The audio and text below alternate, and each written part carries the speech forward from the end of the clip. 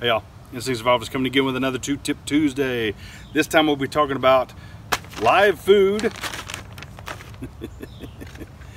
and flint and steel. So let's talk about the live food first. So although this is jerky and we're actually going to do something with jerky eventually, just not in this episode, but the thing about jerky is it's a way to store food. And when you look at the overall reality of things, when you get food, let's say trap, snare, catch, however you want to do it, I've hunted it, guess what, I've got it, now what, right? So when you look at how to preserve that, one way to do it is to keep it live. Why? Because it lasts longer. If you look at the Georgia sun and look at how hot and humid it is right now, your meat's going to start going bad really, really quickly. So if you have the opportunity, I can't cook it right now, but I have the opportunity that I have a live animal and I'm trying to figure out what to do, you keep it live. That's the reality of things. And the reason being is because it will spoil very, very quickly. Now, the other thing is, if I did kill it and I needed to, figure out what to do, you need to gut it first. The reason being is, again, because as the body starts heating up, all the insides are actually getting heated up and start spoiling your meat. And I'm gonna be honest with you, nobody wants it. Let's talk about botulism. Let's talk about salmonella. Let's talk about, well, I don't know. We'll talk about a bunch of other things. But it will spoil your meat and poison you, for lack of a better term. I'll tell you why it's here in just a moment. But the reality is it will slowly kill you, right? Either dehydration or some other things. Hey, Nut, come here. So the reason he's here is because I stole this from the dog table, meaning that he knew when he saw this, it was going to be a snack for him. Sit, sit,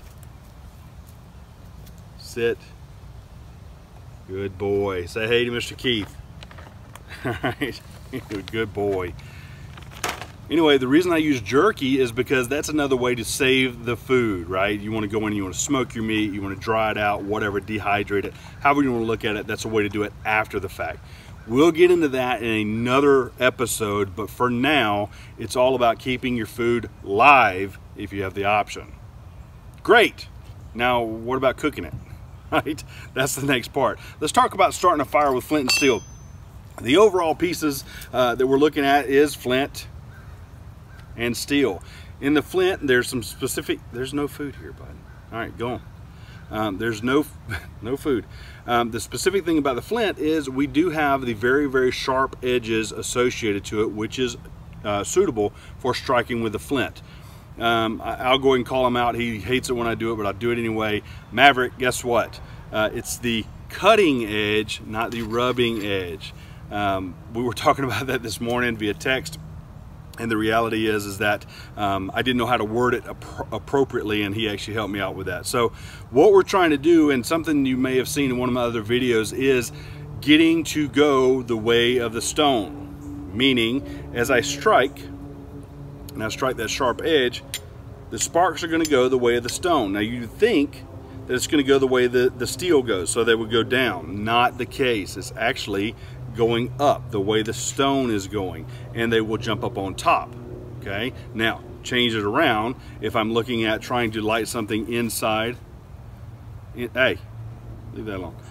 If I'm trying to strike something inside of my tin, as an example, the stone goes down and it's striking downward. Okay, so your sparks are going to go the way of the flint. If you're using a knife, same thing. So it doesn't matter what the steel is, it matters what your flint is, okay? Being able to go the direction. Now, let's talk about proper methods of lighting. What I'm using, I'm actually using a 100% cotton pad that I've charred up, and I just buy, the big tube of them for $1, right? And they fit perfectly in this old shoe polish can. So I'm gonna come over to the camera, and we're gonna look at how this is gonna work. All right, so you can see that I've got my charred edge right there at the edge of the stone. And the way we do this, and I'm gonna do it sideways so that you can see it, and then I'll do it straight up in case it doesn't work that way. We're gonna take and we're strike down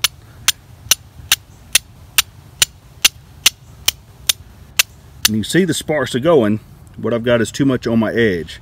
So I'm going to readjust that. And we're going to listen to the neighbors playing basketball. Have they no understanding?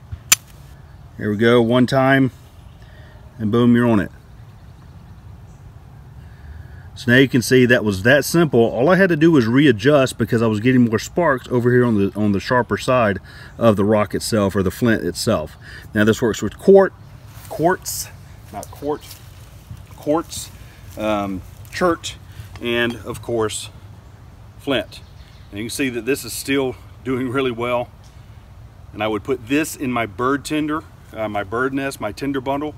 If you don't know how to make one, watch last week's episode, and then it will burn for a while, right? I just blow it in, I get it going a little bit better. And you see it's lighting up that way. So that's it, folks. Real simple, real easy. Live food over dead. And if you're going to kill it, then make sure you process it. Get the guts out, whatever you need to do, and then take the other side of it of dehydrating, smoking, or cooking based off of being able to light a fire with flint and steel. That's all. That's all there is to it. So hey guys, thanks for all your likes, your comments, subscribes. Make sure you share it along as well. Don't forget to hit the little bell down below. Thanks for all you do. Until then, use your instincts to survive. Thanks for watching. Hey buddy, you want some more? All right, we'll get one more piece, but that's it. We've had plenty of treats today. Good boy. I know, there she is. Hey puppy. Good girl. All right, he got one more too, so here. All right, good puppies. Tell them bye.